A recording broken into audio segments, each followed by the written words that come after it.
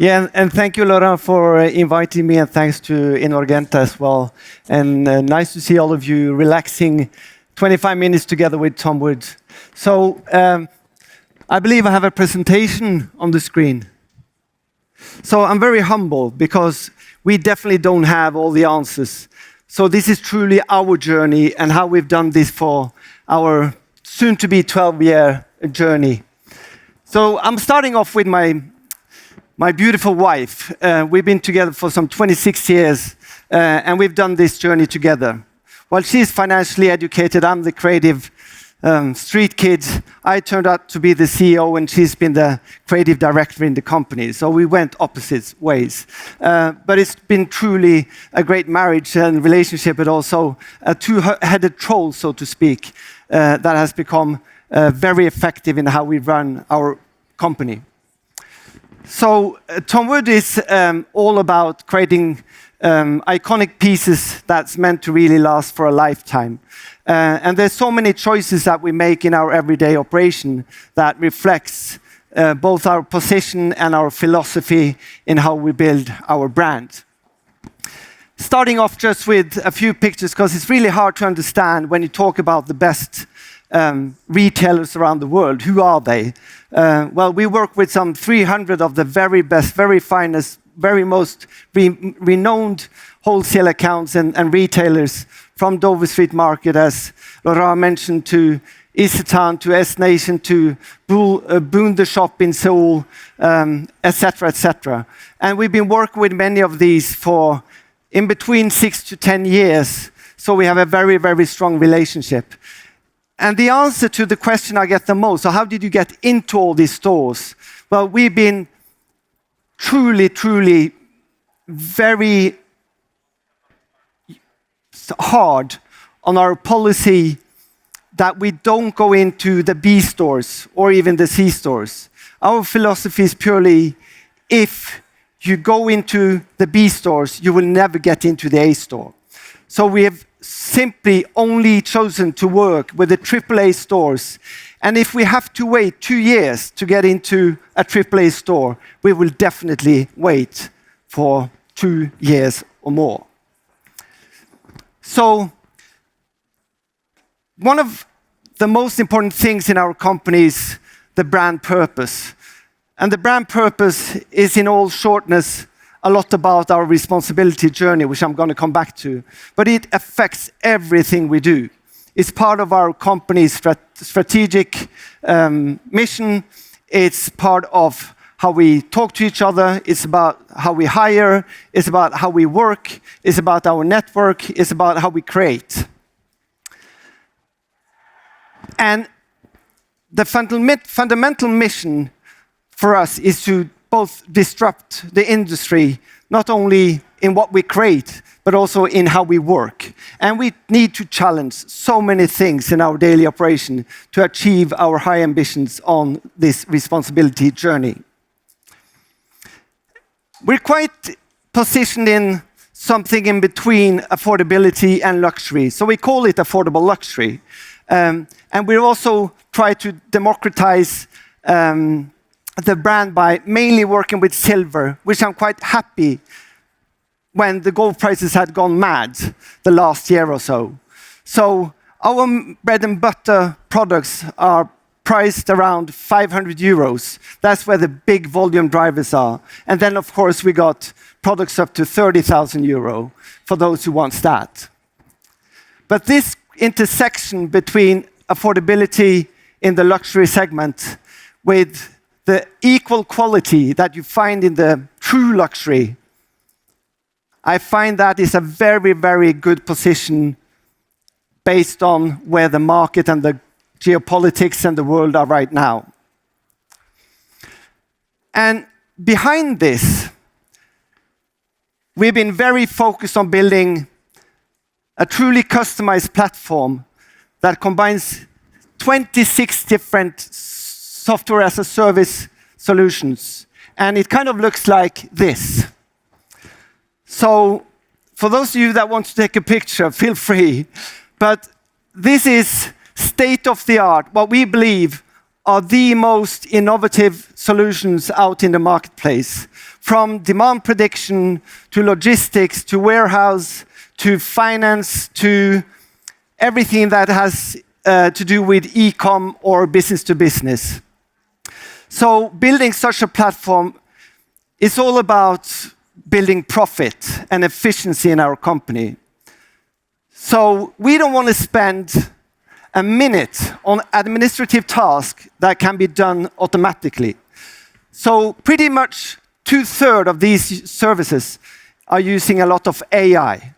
And the whole system is heavily automated so that my workers and my teammates can truly spend their creative thinking on building the brand and building the revenue. So I like to be very honest. We're not a very big brand. We do roughly 50 million euros revenue last year, and we're aiming for 20 million euros next year. But we're growing faster and faster. And the big dip you saw in 2023 all came because of what happened in the market, and especially with wholesale. So wholesalers went pretty much almost bankrupt. Even the big players, we know some of them that were operating in Germany even, but we work with the biggest ones, and they are struggling big time. So what we had to do was to move from primarily selling through wholesale to now primarily sell in our own e-com and in our own retail. So commercial success demands a bigger purpose, and that takes me to our commitments, which we are very proud of. And I was happy to see Iris from the Watch and Jewellery Initiative talk here yesterday. But these are some of the initiatives that we work with. So obviously the Watch and Jewellery Initiative that was founded by Cartier and Kering just 2.5 years ago. We've been with them for 1.5 years, so almost from the beginning. And it's truly an amazing collaboration where competitors work cross borders and cross competition to really solve all the challenges that we have in our industry. And some of the other UN initiatives is also equally important, and we're also committed to the Science-Based Target Initiative. And as a medium-sized company, I think this shows a commitment, because all these initiatives demands resources, thinking, commitments, and you really need to be passionate about what you want to build for the future. So some of the key things that we've achieved is the full transition to 100% recycled materials, not only silver and gold, but even our rhodium. Absolutely everything has been switched. They're all 100% traceable as well. We're working on worker conditions. We're working with renewable energy. So we believe we will reach 75% renewable energy in our full manufacturing, including packaging, by the end of 2025. We've also had a strong focus on women empowerment. So roughly 60% of our management group are women. 60% of our team managers are women. And 66%, 2/3 of our board are women. So we're truly focused on the full scale of things. And these are just some key numbers from our carbon emission accounting, which we started in 2021. So you can see that only 9%, because we've gone so low on our carbon emission from the product category. Product only consists of 9% of our full operation. Our big challenge at the moment are business travels, which we have to pretty much solve with something called sustainable aviation fuel. That's as good as it gets. But we will continue to deep dive into every single opportunity that is out there to make sure that we continue our reducing journey. We reduced our carbon emission accounting with 28% in 2022 and 22% in 2023, and we're aiming towards roughly 10% in 2024. And of course, you can't go above 20% year after year after year. That's impossible. But we've said that we will do as good as it's possible every single year. So on our responsibility plan, we got 88 different missions and projects. So we finalized 22 missions in 2024. And these are how we control them. This is our roadmap of every single project that is within the people pillar. Then we got all the product initiatives. And finally, all the planet initiatives. So you can see that some of them are small, some of them are big, but this is our roadmap that every single employee is committed to in our company. We measure our progress on every single department, on every single individual in our company. So everyone in Tom Wood, and even if you work in retail as sales staff, you have your responsibility or sustainability targets. So why are we so committed? Well, I find true purpose in working with this. But this has given us massive and bigger competitive advantage in the marketplace. And maybe one of the coolest things is that we see that we manage to hire greater and greater people because of all the focus and all the work and all the commitment that we have on our responsibility project. And right now, we're focusing on building responsible retail, which is kind of a new journey to us. But we're focusing, first of all, on operation, but then also how we work with construction companies and interior construction companies. And right now, we have transitioned to 100% recycled metal and steel in all our stores. And you will understand why metal and steel and aluminum is so important to us in a few seconds. And then we've also solved the whole renewable energy thing in Japan. And renewable energy is not easily available in Japan. So we do it through something called IREX. So it's an international standard for renewable energy certificates. But that's how we managed to secure that within the renewable energy that's available in the market, that's how we operate and drive our stores. So this is the Oslo store, just a few pictures so you can understand it. We have some elements that you will also see in the Tokyo store. So pretty much industrial, but once again, they're not meant to be refitted after 6-7 years, which is kind of usual in retail. This should be an iconic store design that should last for 20 years. And here's our Aoyama store. It's a 300 square flagship store just next to Stella McCartney and Issey Miyake and Balenciaga and Prada and Comme des Garçons. So we're in a very nice neighborhood. But we worked with local construction companies, 100% recycled metals, aluminum and steel. And even if you see all the white in the back, this is made with some Danish product called Kvadrat Really. So it's actually made of 70% recycled fibers and a 30% biobinder. So it's kind of a biological glue that is not harmful to the nature. And then we work with Daisuke Yamamoto, which made these furnitures.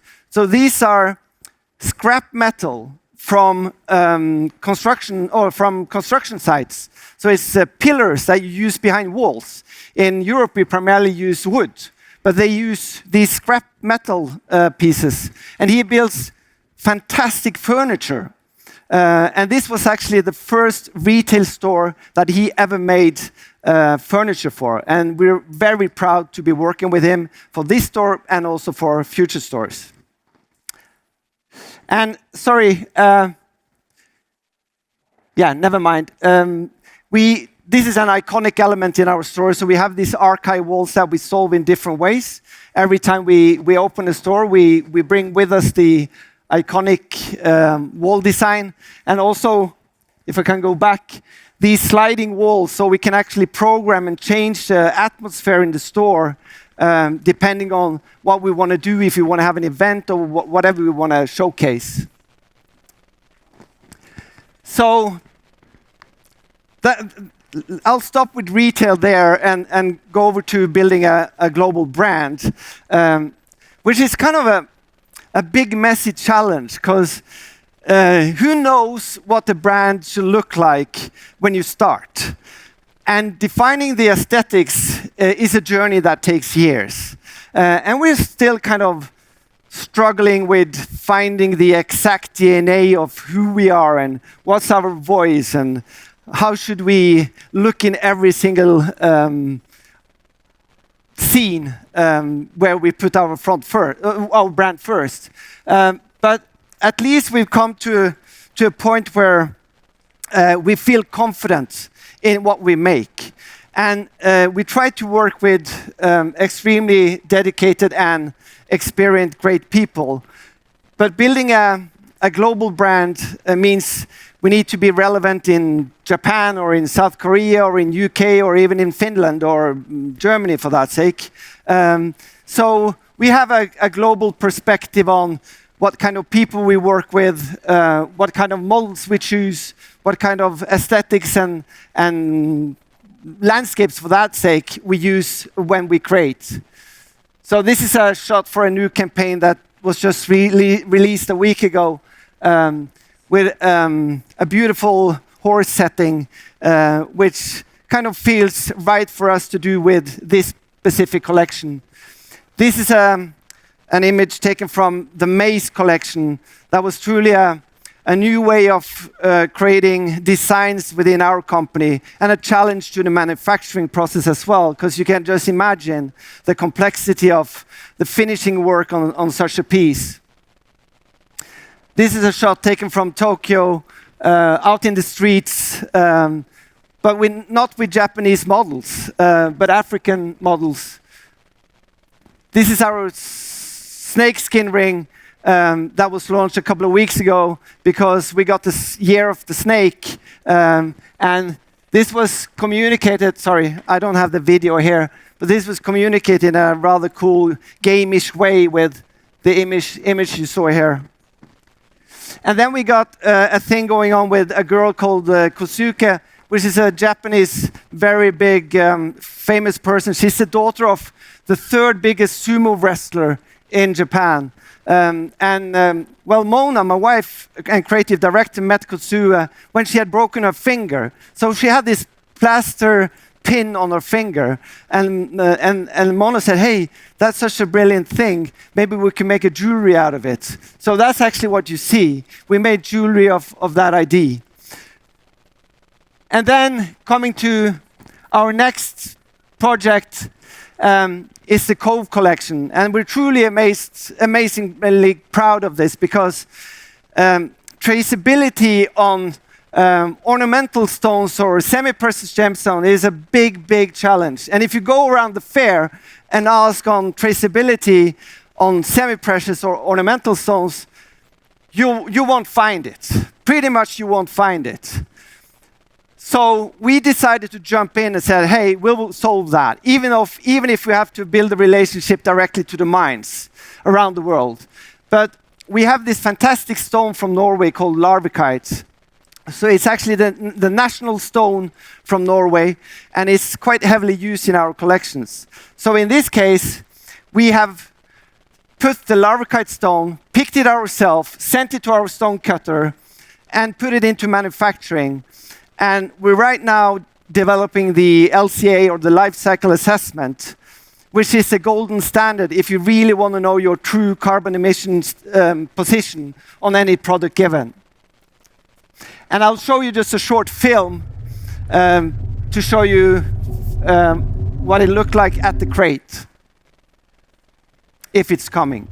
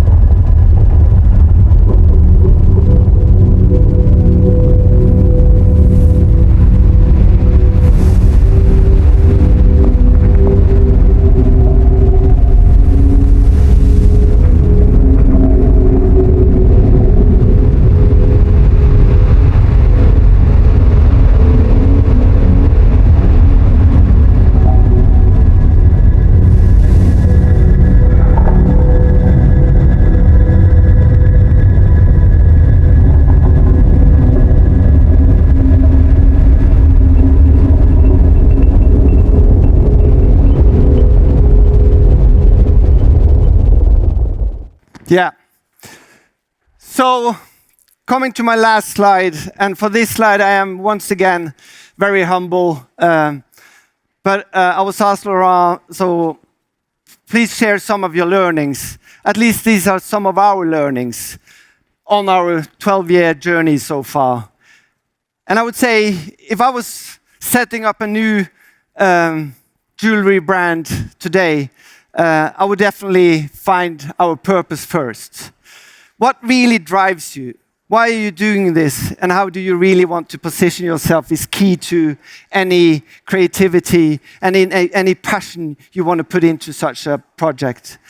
Focus on profitability has been truly important to us, because if you don't fix the profitability first, you're going to have big problems later. And an example of that is if you don't put the right price point at the very beginning, you will fail making profits later. Setting the vision, mission, and position is also obviously very important. Setting the structure and methodology is important. How do you really want to work? How should things work within your company? How do you communicate? How do you share things? What are the policies and principles? And building this SaaS platform or software as a service platform, what tools are you going to do? What tools are you going to work with in your everyday setup? Crafting outstanding stuff might seem like a no-brainer, but how do you want to do that in reality? You work with some of the best craftsmen out there, whether they are local artisanry miners or whether they are local goldsmiths or whether they are bigger manufacturing plants or factories. You need to make sure that you work with great people and pay them fair wages. Networking collaboration. I just showed you one collaboration, but we've had numerous collaborations over the years, and that gives you new opportunities, new audiences, and new networks. And building networks, as we've done in Japan, when I'm asked, so how did you succeed so much in Japan? And remember, Japan is more than 50% of our revenue. Truth is, we've spent a lot of time in Japan. We're usually there 3-4 times a year, me and Mona. And even then, our team goes over there as well. And we've done that for 10 years. So building those connections and further building on top of that gives you fantastic opportunities. And we haven't spread our wings too much. And then lastly, go global from start. You never know where you're going to succeed. We didn't plan to succeed as we did in Japan. We didn't plan to succeed in Seoul. We didn't plan to succeed in Shenzhen or in any other city. It happens by occasion. What now happens is that we need to choose to focus in some of the key markets, of course, so that we can truly make an impact as we've done in Japan. Once again, don't spread your wings too much, but focus when you see an opportunity. Thank you very much. Hope it was not a waste of time. Have a great fair, everyone. Good Saturday.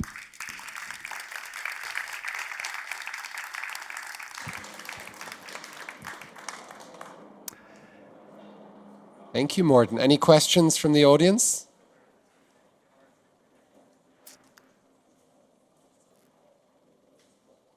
It was so clear. It's okay. It's okay. Can you maybe share a little bit more on your vision or what's coming next in terms of new materials, new countries, what is your vision? I can share one thing. So, I said that we definitely want to solve the traceability on ornamental or semi-precious gemstones. That is simply, when it's a big challenge, we'll spend even more time on it. We are going to launch a pioneering, as far as we know, never been done before packaging project in June. So this is a packaging program that we've been working on for more than a year.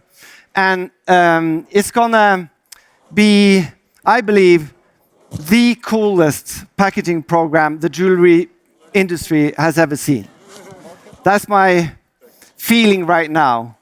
And it has truly challenged the packaging industry. We've been sourcing some 40 different materials, some 30 different suppliers to manage to select one material and one supplier that can solve what we are trying to solve.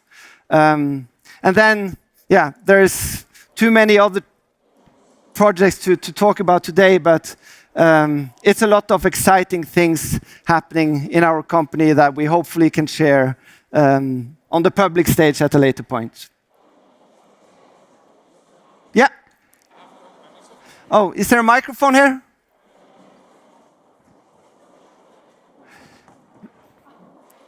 Yeah. Sorry. Sorry.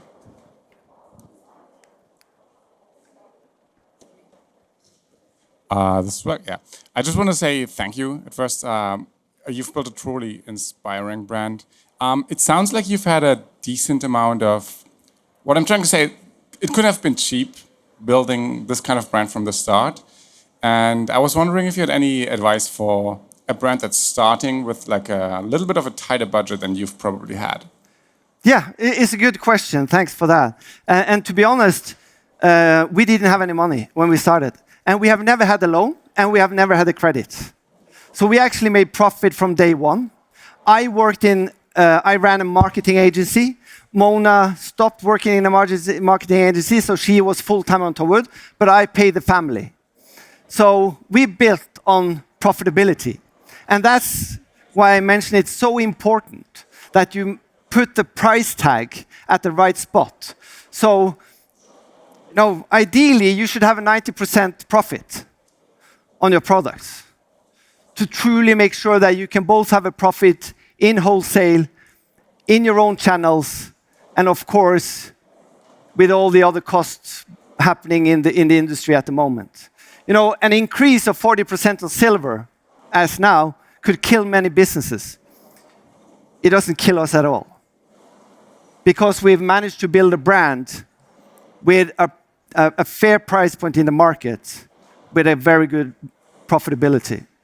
So we have that room to, stand the test of time, so to speak. Thank you. That's great. Yeah. Hi, thank you for the presentation. So from the presentation, it was sort of very evident the level of conviction that your brand has in terms of its sort of sustainability morals or its sort of direction. So I just wanted to know where that sort of because I guess having that conviction at later stages of your brand is much easier than having it from the start and holding true to it. So where does that conviction come from, and how do you sort of unify or streamline your entire process to maintain through that conviction, even through sort of different stages of your building of your brand? Yeah, thanks. A good question again. No, so first of all, we got kids.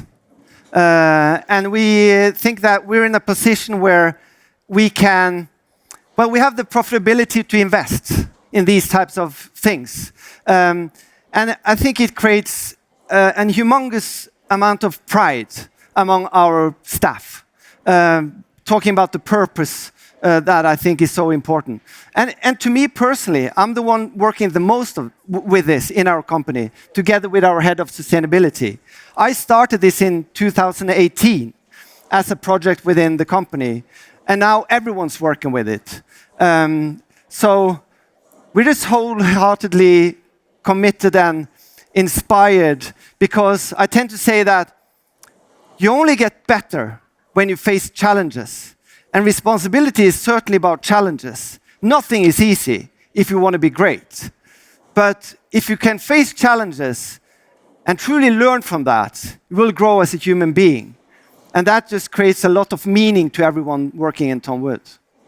Yeah.